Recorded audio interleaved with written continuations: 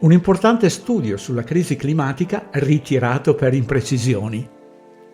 Grazie di essere su Canal 104 Plus, completamente indipendente e libero, eccetto le rimozioni dei video da parte del sistema.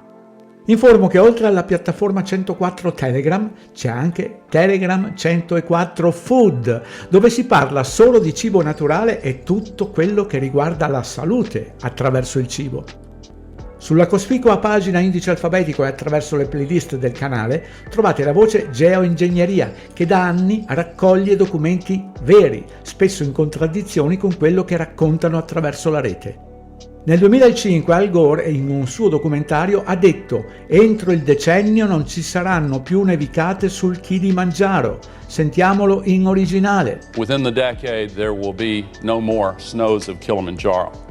Ma andiamo a scoprire la neve del Kilimangiaro su questa pagina.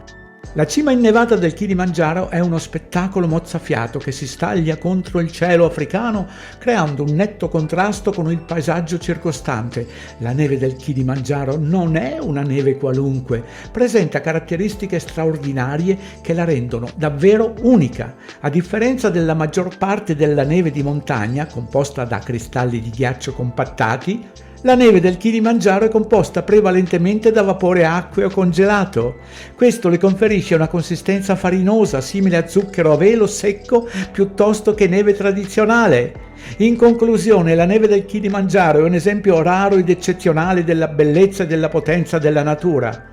Il Kilimangiaro si trova a 350 km a sud dell'equatore e il 2009 è stato uno di quegli anni rari ed eccezionali. Il fatto che esista una organizzazione che per tutto l'anno durante le notti di luna piena organizza trekking sul Kilimangiaro conferma che la neve non crea assolutamente problemi di alcun genere, significa che la neve è un caso raro. Sul web si trova molto materiale come questa pagina, nella descrizione dei video trovate sempre i link originali dove qui si legge: a 30 anni di errori climatici di Al Gore, il lavoro sulla neve postato il 13 febbraio 2023. Ma queste notizie passano come una folata di vento. Ora vi traduco questo articolo dal titolo: un importante studio sulla crisi climatica ritirato per imprecisioni mentre crolla la narrativa catastrofica, di Tyler Durden, sabato 6 dicembre 2025. Uno studio ampiamente pubblicizzato sulla catastrofe climatica, pubblicato su Nature nell'aprile 2024 e poi amplificato dai media, CNN, Bloomberg, eccetera, desiderosi di promuovere la narrativa verde e stranamente ossessionati dall'idea di trascinare la popolazione in uno stato di grave shock climatico, è stato ritrattato con molto imbarazzo. Mercoledì Nature ha ritirato lo studio intitolato L'impegno economico del cambiamento climatico, dopo che gli economisti hanno scoperto che dati errati provenienti dall'Uzbekistan avevano distorto pesantemente i risultati. Escludendo i dati sull'Uzbekistan, la sbalorditiva previsione del documento di un crollo del 62% della produzione economica globale entro il 2100 a fronte di emissioni incontrollate scenderebbe solo al 23%. La ritrattazione dovrebbe intensificare il dibattito sull'accuratezza delle previsioni climatiche a lungo termine e, secondo le nostre stime, Al Gore a 30 anni di distanza si sbaglia ancora di grosso. Per 20 mesi lo studio è stato pubblicizzato da Bloomberg, CNN, Forbes e innumerevoli media mainstream ed è stato persino citato dalla Banca Mondiale dell'OCSE, Organizzazione per la Cooperazione e lo Sviluppo Economico.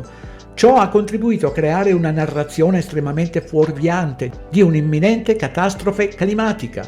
La ritrattazione provocherà un'onda d'urto attraverso la rete per l'ecologizzazione del sistema finanziario, una coalizione di banche centrali e autorità di vigilanza finanziaria che si è basata in larga misura sullo studio per definire le proprie prospettive. Negli ultimi mesi Bill Gates, uno dei maggiori responsabili dell'allarmismo climatico, insieme ad Al Gore, ha dovuto riconoscere che la narrazione sulla crisi climatica era per lo più una bufala. Ma perché certi miliardari, le loro reti di organizzazioni non governative, i loro alleati a Washington e i media mainstream di una certa linea politica hanno spinto il catastrofismo climatico a tali punti estremi, una campagna di propaganda che ha preso il via solo dopo che la deputata Alexandria Ocasio-Cortez ha presentato il Green New Deal nel 2019. perché non si è mai trattato di salvare il pianeta da una crisi immaginaria. Si trattava solo di saccheggiare il tesoro degli Stati Uniti, che è esattamente ciò che hanno ottenuto attraverso l'Inflation Reduction Act, ovvero legge sulla riduzione dell'inflazione. Grazie di aver ascoltato fino alla fine. Sono sempre in pronta consegna i libri Il risveglio e Il secolare nuovo ordine del male. Anche il semplice valore di una buona tazzina di caffè attraverso PayPal è più che gradito.